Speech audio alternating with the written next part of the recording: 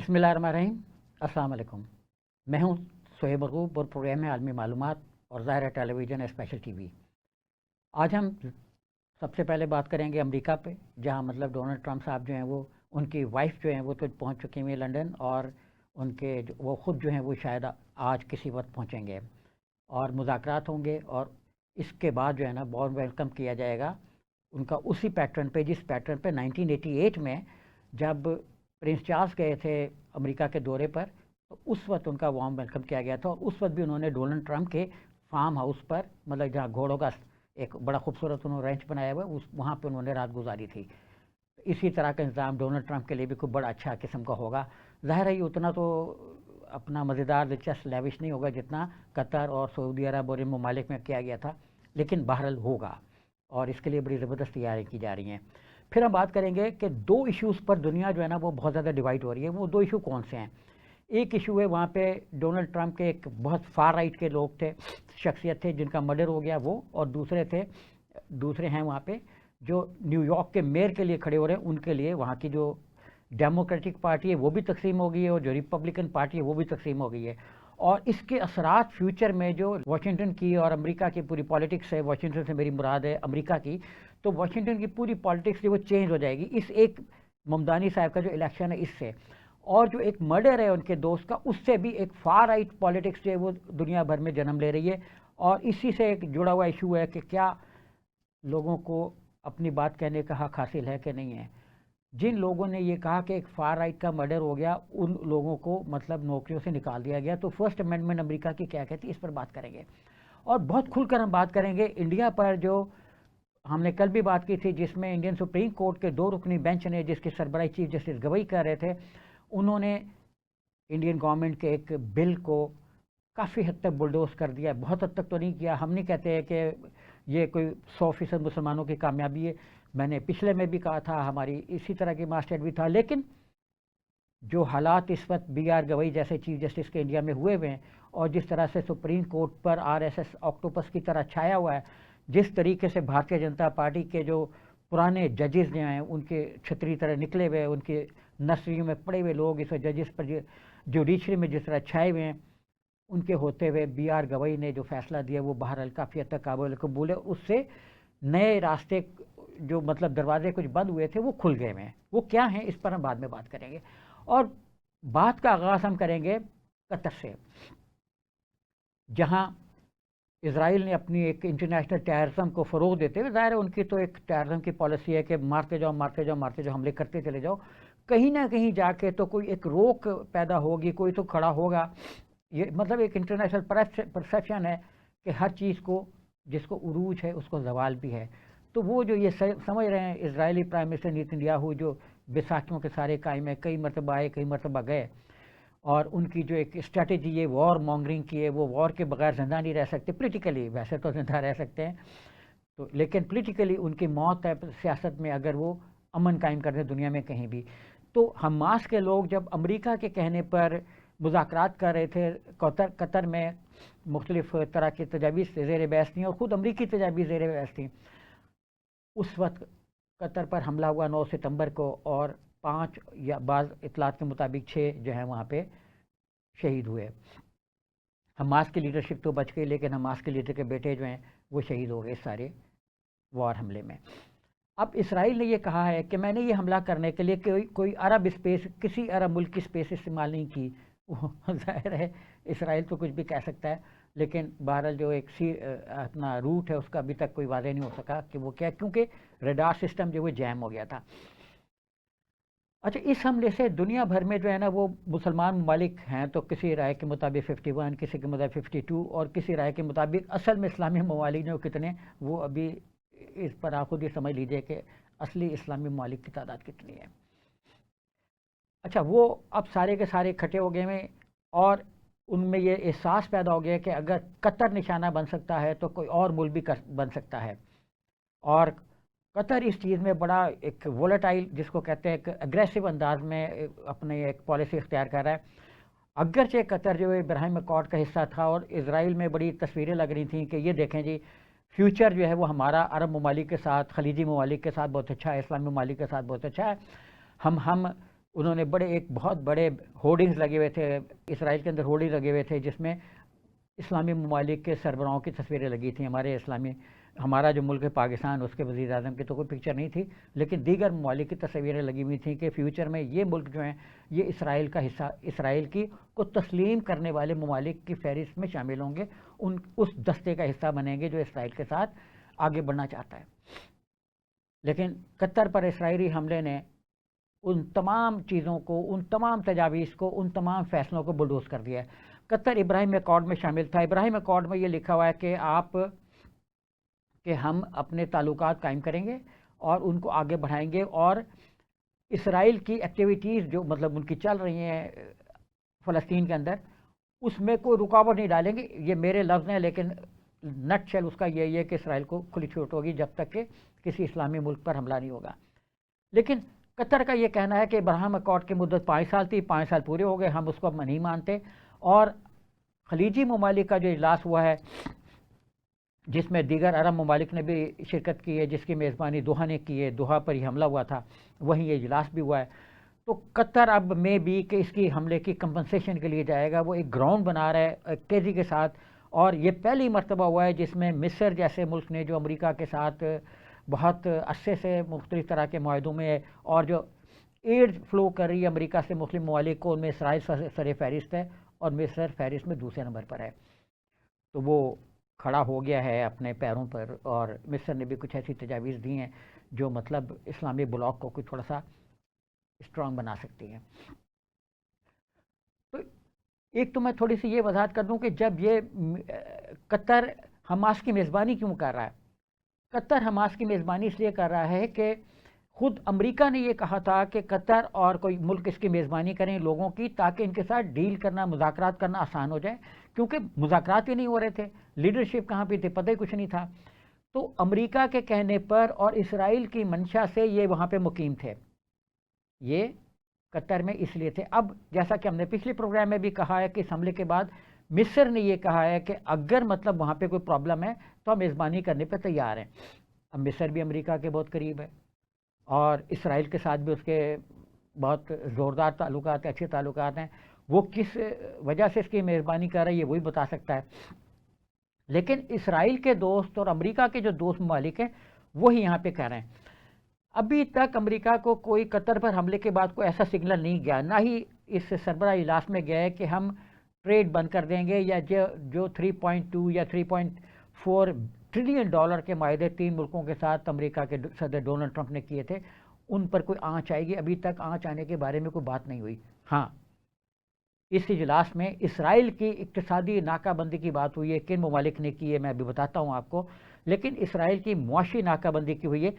جو معاہدہ ان کا تھا U2I2، جس میں مطلب یونائٹڈ ایمریٹس اور یونائٹڈ اسٹیٹس آف امریکہ اور اسرائیل اور انڈیا شامل تھے، اس پر آنچ آ گئی ہے، کیونکہ متحدہ عرب امارات کے اب وہ تعلقات نہیں رہے. تو اب میں چلتا ہوں کہ یہ جو اجلاس ہوا دوحہ میں، وہ جس سیناریو میں ہوا اس میں کیا کچھ ہوا اور اس کے فیوچر میں کیا اثرات برآمد ہوں گے. کچھ لوگ کہہ رہے ہیں کہ زبانی جمع خرچہ ہے کہ کوئی باقاعدہ نہیں ہوئی، لیکن اسلامی ممالک جو ہیں وہ بہت سوچ سمجھ کر طریقے سے چل رہے ہیں، کیونکہ ان کو معلوم ہے کہ ان کی اسٹرینتھ کیا ہے، ان کی ویکنیس کیا ہے. ان کی اسٹرینتھ ان کی اقتصادی پاور ہے، ان کے فنڈس ہیں جو وہ دنیا کو دے رہے ہیں، ان کے ٹریلینز آف ڈالرز کے بزنس ہیں، ان کی جو وہ فائنینشیل سپورٹ مختلف ملکوں کے امریکی بینکوں میں ان کا پیسہ. اگر 2-3 عرب ممالک جو ہیں امریکی بینکوں سے ہی اپنا پیسہ نکالے تو امریکی اکانومی کو اسی طریقے سے نقصان پہنچے جس طرح چائنا اگر امریکی بانڈز کو مارکیٹ میں پھینک دے، سیل کر دے تو امریکی اکانومی جو ہے وہ یوں ہو جائے، ڈالر جو ہے وہ ہمارا پاکستانی روپے کی طرح بن جائے. میں اس میں نہیں کہہ رہا کسی انسلٹ میں تو اس اینگل سے کہہ رہا ہوں کہ اس کی جو اپنا ویلیو ہے وہ ڈاؤن ہو جائے اور اس کی بارگیننگ پاور جو ہے وہ بالکل سمیش کر جائے، ختم ہو جائے، کریش کر جائے. تو جب یہ سربراہ اجلاس ہوا تو اس کے اعلامیہ میں ایک تو یہ واضح طور پر درج ہے کہ سب سے پہلے تو یہ کہ تمام ممالک نے قطر پر جو ہے وہ حملے کی بڑی شدید انداز میں مذمت کی اور انہوں نے کہا کہ آئندہ ایسا نہیں ہونا چاہیے. اگرچہ امریکہ نے یہ یقین دلایا اور مارکو روبیو جو ہیں وہ اس وقت اسرائیل میں مذاکرات کر رہے ہیں اور یہ سگنل دے رہے ہیں کہ تم اگر ادھر اکٹھے ہو تو ہم یہاں پہ اکٹھے ہیں.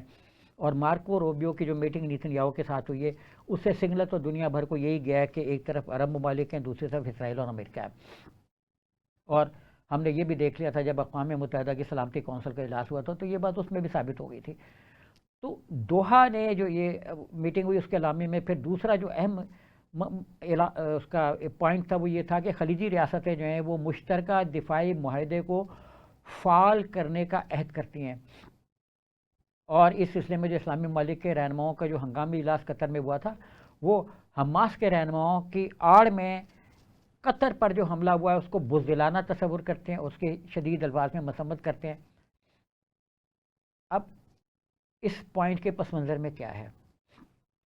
کچھ ویسٹرن میڈیا یہ کہہ رہا ہے کہ اس میں شرکا نے کسی ٹھوس کارروائی کا نہیں کیا اعلان، لیکن ٹھوس کارروائی کا اعلان انہی الفاظ میں اپنا مضمر ہے. آپ دیکھیں کہ جب اعلامیے میں انہوں نے کہا کہ جو ہمارے معاہدے ہوئے ہیں اسلامی ممالک کے ان کو ہم جو ہے نا دفاعی معاہدوں کو فعال کر دیں گے، یعنی ایک ملک پر حملہ جو ہے وہ دوسرے ملک پر حملہ تصور کیا جائے گا. اور اسی کو آگے بڑھاتے ہوئے مصر نے یہ تجویز دی تھی کہ ہمیں نیٹو کی طرز پر ایک معاہدے کو تبدیل کر دینا چاہیے، تاکہ اگر جیسے نیٹو میں ہوا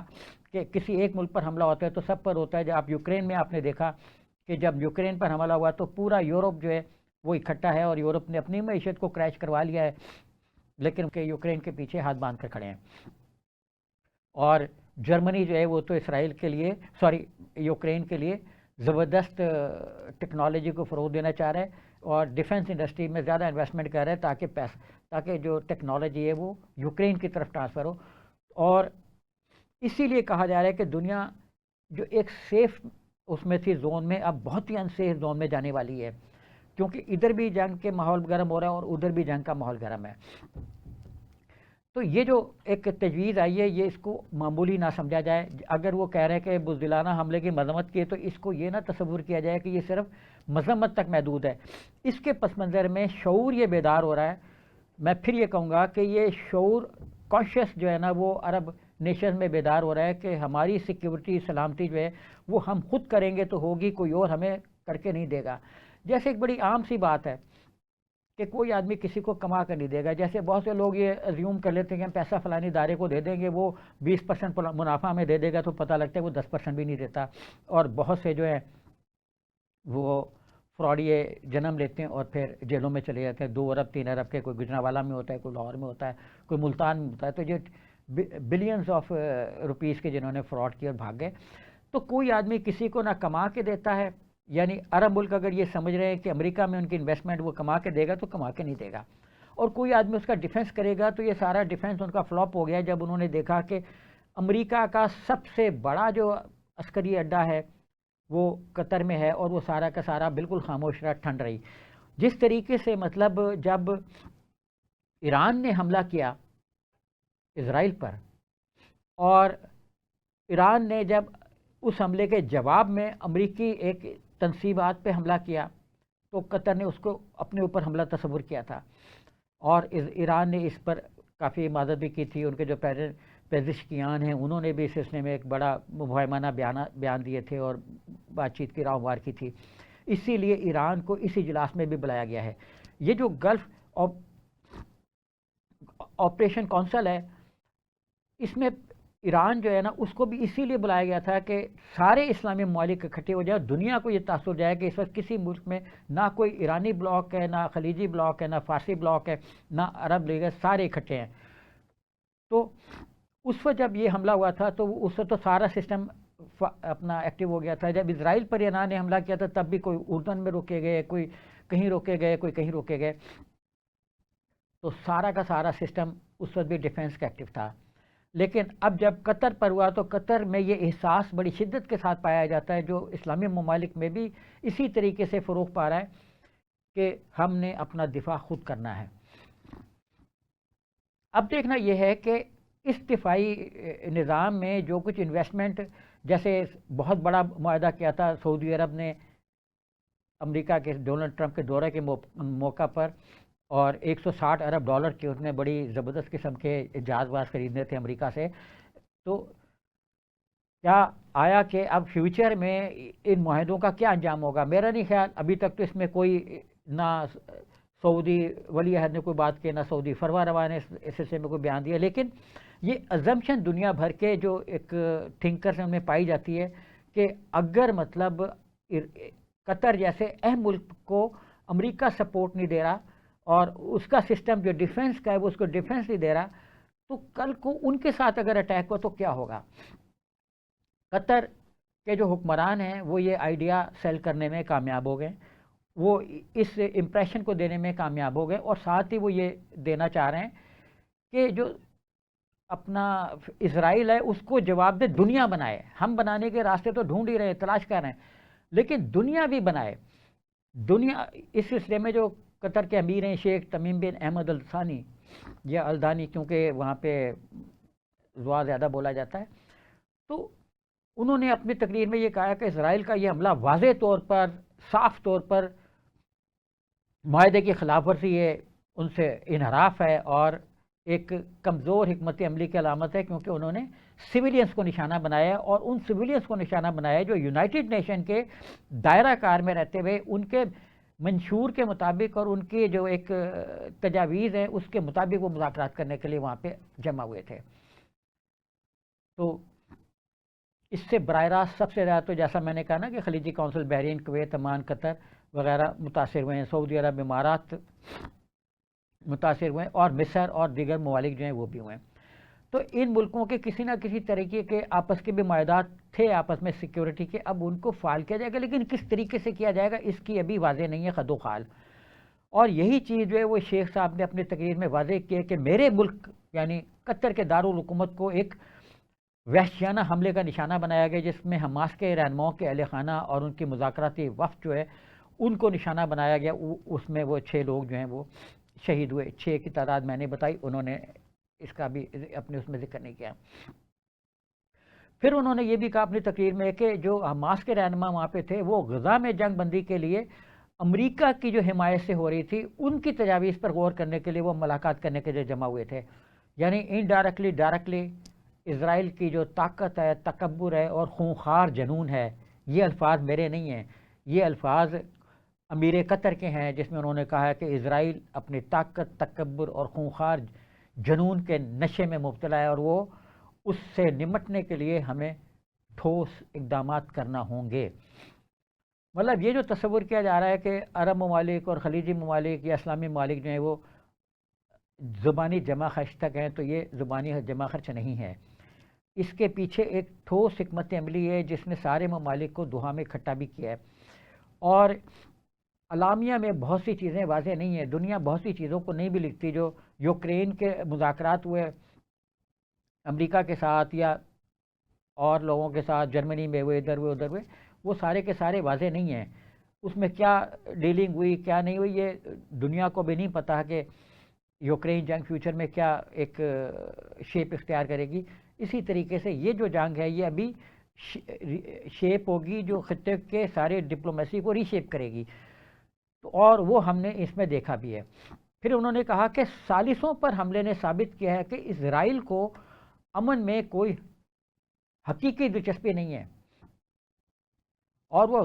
غزہ میں جنگ کے خاتمے کے لیے مذاکرات کو ناکام بنانے کی ہر کوشش کرتا ہے۔ بالکل فیکٹ ہے، فیکٹل پوزیشن ہے۔ پچھلے پروگرام میں ہم نے بتایا تھا کہ 63,000 سے زائد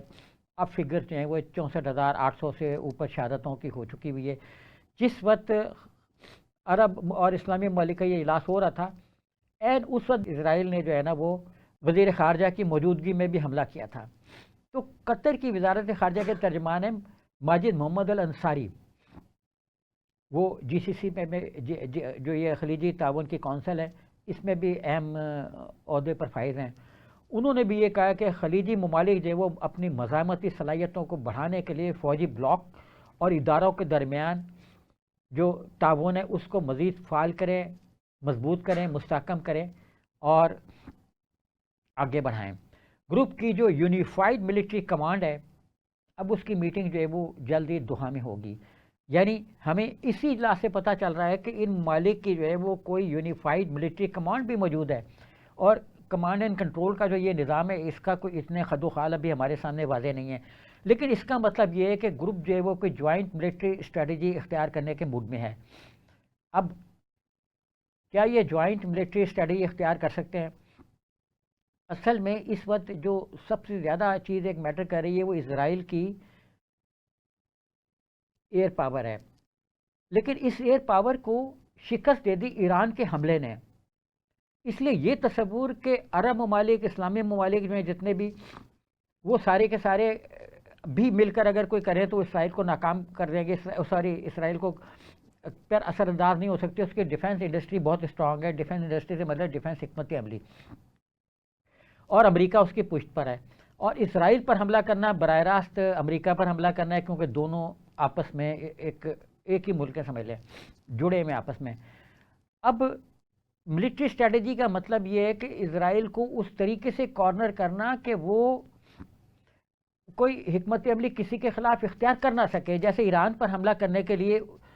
اس نے مختلف اسلامی ممالک کی حدود کراس کی تھیں، ایئر اسپیس استعمال کی تھیں، وہ نہ کی جائے، اس کی اجازت نہ دی جائے. اگر وہ نہیں دی جائیں گی تو ایران پر اٹیک نہیں ہو سکتا. اسی طریقے سے ایران کے جو ہتھیار ہیں، اگر عرب ممالک ان کو اسرائیل کی طرف فلائی کرنے کی اپنی اسپیس دے دیتے ہیں تو اسرائیل پھر کہاں کھڑا ہوگا؟ وہ اسرائیل کو بھی پتہ ہے کہ وہ کہاں کھڑا ہوگا، اور اس کے لیے تباہی کا راستہ ہے. اگر یہ ڈیفنس پر اکٹھے ہو جائیں، اور وہ اب اس طرف جا رہے ہیں کہ کسی ایک اسلامی ریاست پر حملہ، تمام اسلامی ریاست پر حملہ تصور کیا جائے گا. یہ پرسیپشن بہت بڑا ہے، اور آپ یہ نہ سمجھیں کہ یہ مطلب کوئی ایسے زبانی جمع خرچہ ہے. اب میں لوں گا ایک چھوٹا سا وقفہ، وقفے کے بعد حاضر ہوتے ہیں، اور پھر محمد الانصاری نے جو کچھ کہا اس کو بیان کو تھوڑا سا آگے بڑھائیں گے، کیونکہ اس میں بھی بہت کچھ ہے آپ کے جاننے کے لیے. Welcome back. اجلاس میں اس بات پر بھی غور ہوا کہ لبنان، شام اور یمن پر بار بار بمباری کیوں ہو رہی ہے؟ اس لیے کہ اسلامی ممالک اکٹھے نہیں ہیں. اسرائیل کا جب جی چاہتا ہے وہ کبھی لبنان پر بم گرا دیتا ہے، کبھی شام کے اندر گھسنے کی کوشش کرتا ہے، کبھی یمن کے اندر گھس جاتا ہے. تو ایسا کیوں ہے؟ اور شام کے ساتھ جو امریکہ کے تعلقات اور اسرائیل کے تعلقات بہتر ہوئے، اس کے پس منظر میں یہی چیز تھی کہ اس کی میزبانی سعودی جو پرنس تھے محمد بن سلمان، ولی عہد تھے، انہوں نے مطلب میزبانی، ان کی میزبانی میں جو ہے نا وہ سارا کچھ یہ تعلقات آگے بڑھے تھے. اور اب ان تعلقات پر بھی زد پڑ سکتی ہے اگر یہ سارے اکٹھے ہو کر الاعلامیہ کے مطابق آگے بڑھتے ہیں تو. اور پھر یہ بھی کہا گیا تھا کہ لبنان، شام اور یمن پر جو بار بار وہ توسیع پسندانہ عزائم کے تحت حملے کرتا ہے، ان کی زمینوں پہ قبضہ کرنے کی کوشش کرتا ہے، ان کے اندر انکروچمنٹ کرتا ہے، فیوچر میں اس کی گنجائش نہیں ہوگی. جنوبی لبنان سے اپنی فوجیں نکالنے سے انکار کر رہا ہے، شام سے اپنی فوجیں نکالنے سے انکار کر رہا ہے، اس کی بھی سرزمین پر قبضہ کیا ہوا ہے، اور دارالحکومت کے قریب تر ہوتا چلا جا رہا ہے. تو امیر قطر نے کہا ہے کہ اسرائیلی وزیر اعظم بنجامن نیتن یاہو عرب خطے میں اپنے اثر و رسوخ کا جو دائرہ بڑھانے کا خواب دیکھ رہے ہیں، وہ ان کا ایک خطرناک وہم ہے. کیا ہے؟ خطرناک وہم ہے. یعنی وہ اس خواب کو کبھی پورا نہیں اس کا ہوگا یہ خواب کبھی پورا کہ اسرائیل جو ہے وہ ان ملکوں کو بھی اپنے اس میں زیر کر لے گا، ان ملکوں کو نیچا دکھانے میں کامیاب ہو جائے گا، یا ان کو کسی زمین کو مزید ہڑپ کر لے گا. اب نہیں، اب انہوں نے کہا کہ نو مینس نو، اور اسرائیل جو ہے وہ اب یہاں پہ رک جائے، ورنہ اب یہ سارے ممالک جو ہے وہ اکٹھے ہو کر کوئی کارروائی کریں گے. اچھا، ہم یہ دیکھ رہے ہیں بار بار لوگ کہہ رہے ہیں کہ اگرچہ اس میں یہ بات اٹھی ہے کہ اس میں سیاسی اور اقتصادی اقدامات کا اعلان نہیں کیا گیا، عسکری اعلانات بہت زیادہ سامنے آئے ہیں کہ کمانڈ اینڈ کنٹرول، کمانڈ کا جو سسٹم ہے ان کو ریفال کیا جائے گا، اپنا اس کو دوبارہ متحرک کیا جائے گا، فعال کیا جائے گا. تو اس کی وضاحت کرتے ہوئے جو جی سی سی کے سیکرٹری جنرل ہیں جاسم محمد البدوئی، انہوں نے بڑے واضح طور پر ٹرمپ پر زور دیا. یعنی ابھی ان کے جو ایمفسائز ہے وہ ایک انٹرنیشنل اسٹریٹجی ہے، اس پر زور ہے کہ انٹرنیشنل اسٹریٹجی یہ ہو کہ جو اسرائیل ہے اس کو تنہا کیا جائے، اس کے جو اتحادی ان پر دباؤ ڈالا جائے کہ وہ اسرائیل کو لگام ڈالیں. محمد البدوی نے بھی اسی طرح بات کا اعادہ کیا ہے، اور اس میں بھی یہ بات بڑی کھل کر ہوئی ہے کہ واشنگٹن کا جو قریبی اتحادی اسرائیل، وہ چونکہ واشنگٹن کے دباؤ میں ہے، اس کے دباؤ میں آ سکتا ہے، تو واشنگٹن جو ہے اسرائیل پر لگام ڈالے. کافی سخت اور مناسب لفظ ہے، لگام ڈالے. تو امریکہ اب دیکھتے ہیں لگام ڈالتا ہے کہ نہیں. میرا خیال ہے نہیں. لیکن انہوں نے یہ توقع ظاہر کی ہے کہ ہم توقع کرتے ہیں کہ امریکہ ہمارے اسٹریٹجک شراکت دار جو ہے اسرائیل اس پر اپنا اثر و رسوخ استعمال کرے گا اور اس کے اس طرز عمل کو روکے گا. پھر اجلاس میں زور دیا گیا کہ ہم اس کی واقعی ڈیفینیٹلی توقع کرتے ہیں, ہمیں بہت زیادہ امید ہے کہ امریکہ ایسا کرے گا. لیکن اس کی نفی میں ہم یہ دیکھ رہے ہیں کہ جب ابھی مارکو روبیو اسرائیل میں ہیں تو انہوں نے بنجامن نیتن یاہو کے ساتھ نہ صرف مذاکرات کے بلکہ وہ ان کی جو دیوار گریا ہے وہاں گئے اور وہاں جا کے انہوں نے عبادت کی, اور ساتھ ہی انہوں نے یہ بھی کہا کہ 2 اسٹیٹ سولوشن کی باتیں کرنے والے 2 اسٹیٹ سولوشن کی باتیں کرنے والے خطے کے امن کے لیے نقصان دہ اقدامات تجویز کر رہے ہیں. یعنی اگر فلسطین کو کسی نے ایک ریاست کے طور پہ تسلیم کیا, اگر فلسطین کو آزاد ریاست کی بات کی, تو ہم اس کو کریں گے, اس کے نفی کریں گے اور یہ امن کے لیے نقصان دہ. اسی پس منظر میں اگر ہم دیکھیں تو امریکہ نے یہ تو واضح طور پہ کہا ہے کہ قطر پہ دوبارہ حملہ نہیں ہوگا, لیکن اسرائیل نے کہا ہے, بار بار دہرایا ہے اور مارکو روبیو کے سامنے دہرایا ہے کہ ہم ہر اس جگہ پر حملہ کریں گے جہاں حماس کی لیڈرشپ موجود ہوگی. یعنی قطر اور مصر دوبارہ اسرائیل کا نشانہ بنیں گے. اس میں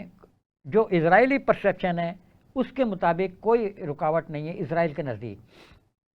اور لیکن جو اعلامیہ ہے اور عرب لیڈرشپ ہے وہ یہ امریکہ سے توقع کر رہی ہے کہ وہ اپنے اثر و رسوخ کا فائدہ اٹھائے, اور اب وقت آ گیا ہے کہ وہ اپنے جو ایک پاور ہے, ایک فورس ہے اسرائیل پر, اس کو استعمال کرے اور سخت فیصلے کرے. ہمارے ہاں بھی سخت فیصلے ہوتے ہیں نا, تو انہوں نے کہا کہ امریکہ بھی سخت فیصلے کرے جس کی توقع ہے, اور ہم مذمت اور یکجہتی کی جو باتیں وہ صرف باتوں تک محدود نہیں ہوں گی, وعدوں پر آگے بڑھیں, اور امریکہ جو ہے وہ بھی اب مذمت سے آگے بڑھے. یعنی امریکہ بھی مذمت سے آگے بڑھے. تو جو کچھ بھی ہوا ہے وہاں پہ اجلاس میں, اس میں اگرچہ بظاہر کوئی ایسی چیز نظر نہیں آ رہی, لیکن اس کے پس منظر میں بہت کچھ ہے. اچھا, اس نے اب تیسرا پوائنٹ یہ ہے کہ تمام رکن ممالک نے جو اسرائیل بار بار کہہ رہا ہے کہ ہم حملہ کریں گے, ہم حملہ کریں گے, ان تمام دھمکیوں کو انہوں نے یکسر مسترد کر دیا ہے. ان کے الفاظ یہ ہیں کہ قطر کو دوبارہ نشانہ بنانے کے خدشے کی اسرائیل کی دھمکیوں کو مسترد کیا جاتا ہے. ان دھمکیوں کے ساتھ ساتھ یہ بھی کہا گیا ہے کہ اگر حماس کو بھی نشانہ بنانے کی اسرائیلی جو ایک اسٹریٹجی ہے اس کو تبدیل کیا جائے اور ان ملکوں میں نشانہ بنانے سے گریز کیا جائے جہاں وہ ایک عالمی امن کے لیے موجود ہیں اور عالمی ایک حکمت عملی کے تحت وہاں پہ گئے ہوئے ہیں. تو ترجمان الانصاری نے اس کی مزید وضاحت کرتے ہوئے کہا ہے کہ قطر اسرائیل کا احتساب کرنے کے لیے بین الاقوامی نظام انصاف اور احتساب کا استعمال کرے گا. انہوں نے یہ کہا ہے کہ ہم اسرائیل کو بین الاقوامی برادری میں جواب دہ ٹھہرائیں گے, اور ایسا کرنے کے لیے ہم عالمی قوانین اور جتنی بھی تنظیمیں ان پر یقین رکھتے ہیں ان کا سہارا لیں گے. اب یہ اشارہ کس طرف ہے؟ یہ اشارہ اس طرف ہے کہ جو انٹرنیشنل کورٹ آف جسٹس ہے یا انٹرنیشنل کرمنل کورٹ ہے, وہ اس میں جو یہاں پہ ڈیمیجز ہوئے ہیں, لاس ہوا ہے, اس کا ڈیمیجز کلیم کرے, اور ایک اپنا جو مطلب billions of trillions of dollar بھی ہو سکتے ہیں, کیونکہ ایک ملک کا معاملہ, یہ کوئی انسان کی یا شخصیت کا معاملہ نہیں ہے, یہ ایک ملک کا معاملہ ہے. تو ملک کے معاملے میں جو ہے نا وہ پھر ایک بہت زیادہ کمپنسیشن مانگ سکتے ہیں بین الاقوامی تنظیموں, قانون اور اس پر. اچھا, جب یہ ممالک جائیں گے تو ان کی عالمی عدالت انصاف میں بھی اور انٹرنیشنل کرمنل کورٹ میں بھی ان کی اچھی خاصی سے بھی ہے اور اچھی خاصی ریپرزنٹیشن بھی ہے. پاکستان کی ریپرزنٹیشن نہیں تھی. جب کلبھوشن کے خلاف ہم گئے اور اس میں گئے انٹرنیشنل کورٹس میں ہم, تو ہماری ریپرزنٹیشن وہاں پہ نہیں ہے. ہمیں ابھی جو واٹر پہ ہم گئے تو اس میں ہمیں سپورٹ ملی ہے امریکہ اور امریکہ کے جو دوست ممالک ہیں یورپی, ان کی طرف سے. تو ہمیں جو ہے نا وہ فل سپورٹ نہیں مل سکی ان اداروں میں. لیکن عرب ممالک کے جو بہت نمائندگی زیادہ ہے اور اسرائیل کے مقابلے میں زیادہ ہے. اب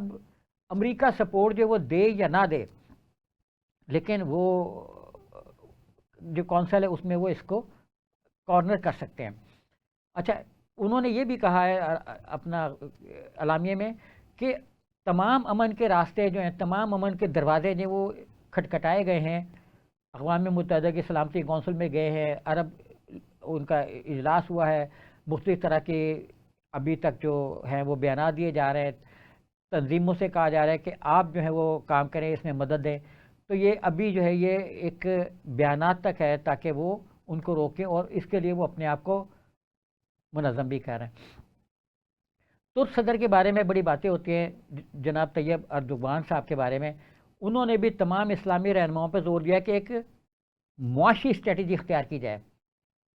اور انہوں نے کہا کہ ماضی کے تجربے نے یہ ثابت کیا ہے کہ معاشی اسٹریٹجی ایک کامیاب حکمت عملی ہے۔ ہم نے دیکھا ہے کہ جب غزہ کے حوالے سے بائیکاٹ کی چیزیں آئیں تو بہت سے ادارے جو ہیں وہ ان کے بزنسز کے بند ہونا شروع ہو گیا، اور خاص طور پر ترکی سے تو بہت سی جو بڑی کمپنیز ہیں وہ بھاگی گئیں، دوڑ لگا دی۔ تو اب اس پر میرا خیال ہے یقینی طور پر عمل ہوگا۔ مصری صدر جو عبد الفاتح السیسی، انہوں نے یہ کہا کہ حملہ جو یہ بڑی گھناؤنی اسٹریٹجی ہے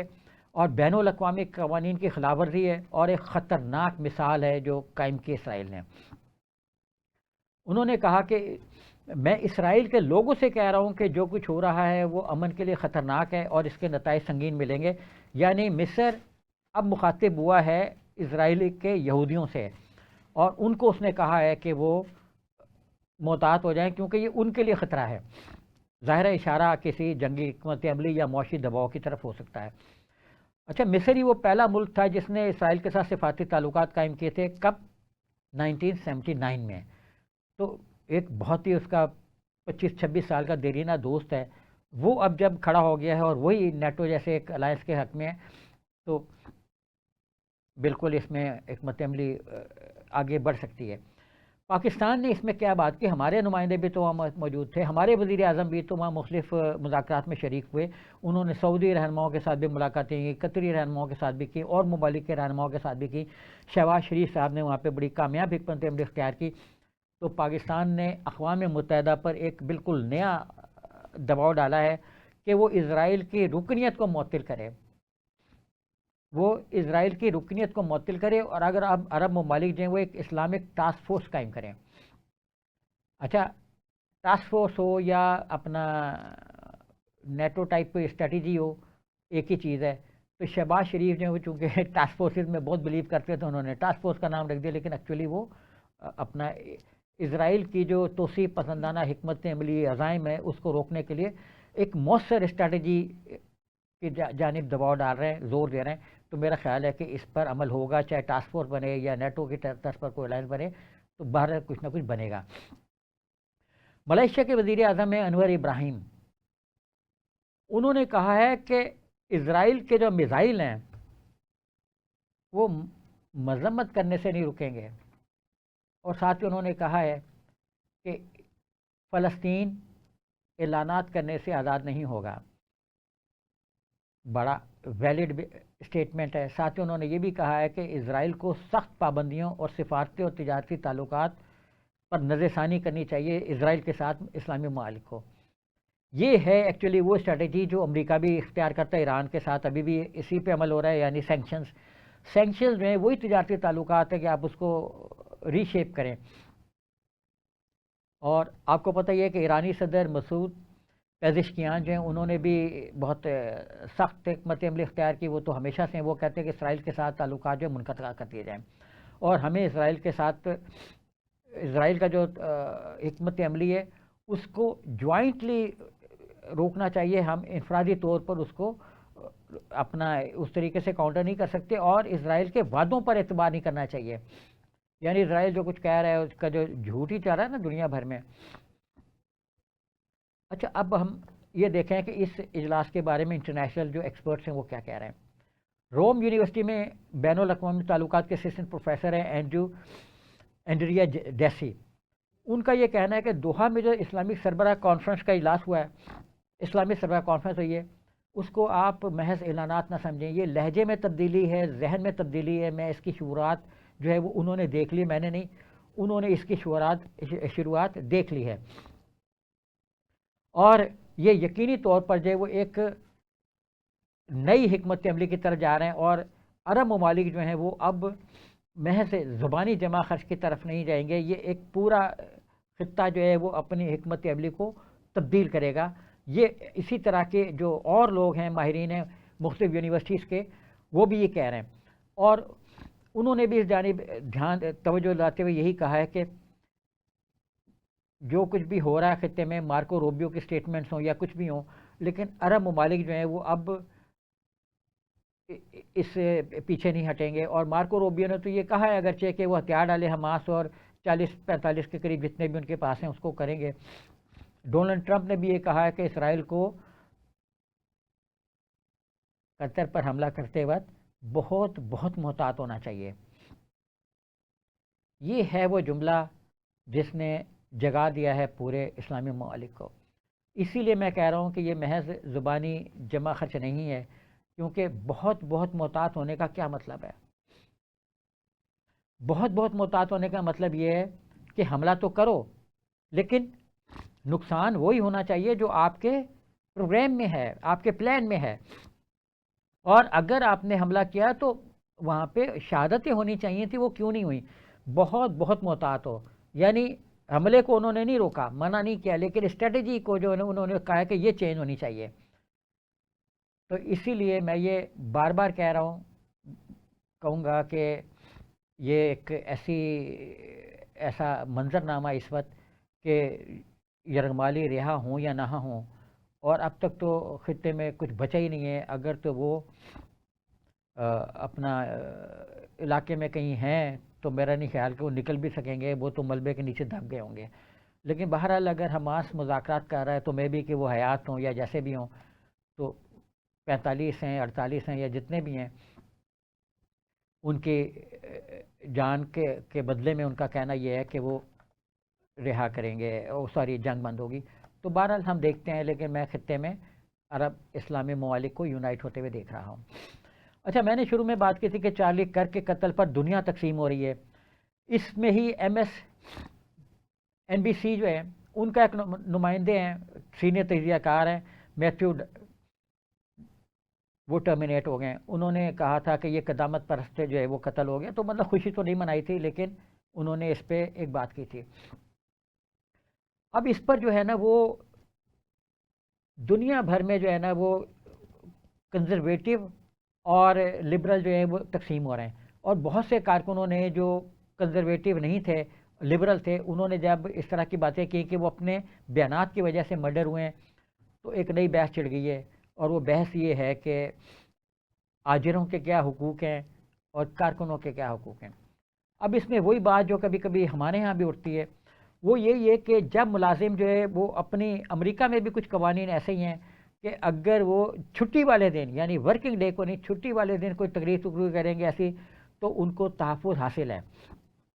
بعض ریاستوں میں ایسے قانون ہیں۔ لیکن اگر وہ اس کے علاوہ کوئی بات کرتے ہیں ایسے دنوں میں جب وہ ورکنگ ڈیز ہیں، تو وہ ادارے کی پالیسی کو وضاحت کرتے ہیں، اور ادارہ جو ہے وہ ان کو پینلائز کر سکتا ہے، سزا دے سکتا ہے، جس میں ٹرمینیشن بھی شامل ہے۔ تو یہ مطلب ان کا یہ کہنا ہے کہ جو فرسٹ امینڈمنٹ ہے وہ ایکچولی ورکرز کے جو حقوق ہیں ان کو تحفظ نہیں دیتی۔ فرسٹ امینڈمنٹ جو ہے وہ ایکچولی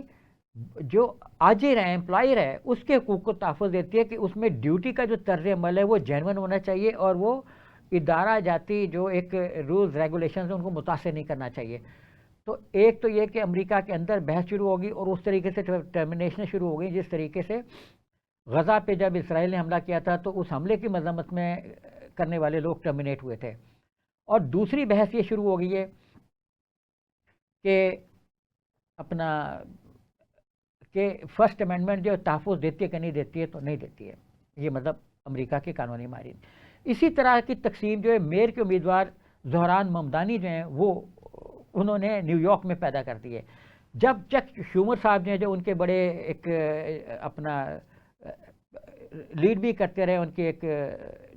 اپنا ہاؤس کو، اور ایک زمانے میں بہت قریب تھے زہران ممدانی کے ساتھ، وہ بھی اب تھوڑی سی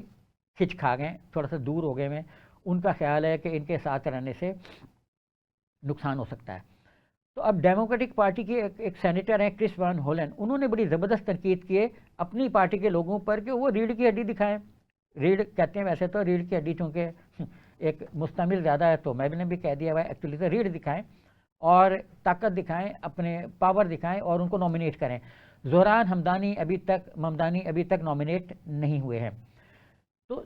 جو ڈیموکریٹک پارٹی ہیں ان کے اندر بھی تقسیم شروع ہو گئی ہے، اور جو ریپبلکن پارٹی ہے اس کے اندر بھی تقسیم شروع ہو گئی ہے. اور اب پہلے جو تھا کہ ڈیموکریٹس اور ریپبلکنس ایک ساتھ تھے نظریاتی بیس پر، اب یہ نظریات جو لبرل اور سوشل جو تقسیم ہے اس کی بیس پر ہو رہی ہے. کیونکہ جو زہران ممدانی ہیں انہوں نے جو وہاں پہ ٹیکسیشن سسٹم تھا اس کے خلاف ایک طرح سے اٹھ کھڑے ہوئے تھے، اور وہ چاہ رہے تھے کہ وہاں پہ جس کو انڈیا میں فری بی کہا جاتا ہے کہ مختلف چیزوں کی قیمتوں کو کنٹرول کیا جائے، اور جس طرح ہمارے یوٹیلیٹی اسٹورس تھے اس سے پیٹرن پہ وہاں پہ سستے شاپس اسٹیٹ جو ہے وہ قائم کرے گی. اسٹیٹ مینس ان کی جو اپنی نیو یارک کی ریاست ہے،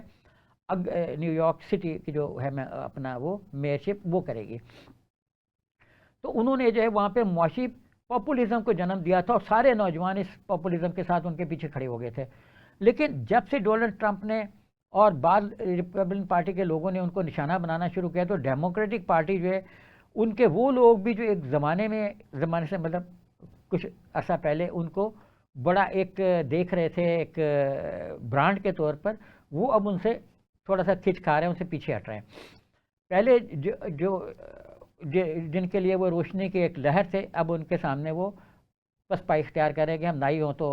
اچھا ہے، ان کے ساتھ ان کی قربتیں ہمیں فیوچر میں نقصان پہنچا سکتی ہیں. اچھا، نیو جرسی اور ورجینیا میں بھی ایسا ہی ہوا ہے، اور ابھی گورنرشپ کے الیکشنز ہونے والے ہیں، کچھ اور جگہوں پہ بھی الیکشنز ہوں گے، کچھ اور طرح کے سینٹ کے بھی. تو ڈیموکریٹک پارٹی کی جو نیو یارک میں ہیں کیتھی ہوچل، انہوں نے تو ممدانی کو نامینیٹ کر دیا ہے، اور نیو یارک ٹائمز نے انہوں نے لکھا بھی ہے کہ نیو یارک کو ایسے رہنماؤں کی ضرورت ہے جو اپنے اختلافات کو ایک طرف رکھ دیں اور ڈونلڈ ٹرمپ کے خلاف کھڑی ہو جائیں. یعنی اب یہ پالیٹکس ٹرمپ ورسز اپنا پبلک میں کنورٹ ہونے والی ہے، ٹرمپ ورسز جو ہے وہ اس میں، تو وہ اس میں اس طریقے سے نہیں دیکھی جائے گی کہ یہ ایک میئرشپ کے الیکشن ہے محض. یہ بہت زیادہ پولیٹیسائز ہو گئے ہیں، جس میں اپنا پارٹی کی پالیسیاں بھی آ گئی ہیں، جس میں ایک پاپولزم بھی آ گیا ہے، اور ڈونلڈ ٹرمپ جن بیس پہ الیکشن جیتے تھے اس کی بھی تھوڑی سی بیس اس میں آ گئی ہے. یعنی ایک انتہائی اپنا جذباتیت قسم کی ایسے ایلیمنٹس جو مطلب پبلک کو ٹچ کرتے ہوں. تو پبلک کو ٹچ کرنے والے بھی جیسے ڈونلڈ ٹرمپ نے بھی کیے تھے اور انہوں نے بھی کیے. تو یہ امریکہ نے، ڈونلڈ ٹرمپ نے کہا ہے کہ امریکہ کے لیے بری چیز ہے، تو اس بری چیز کے لیے میں کیوں پیسے دوں.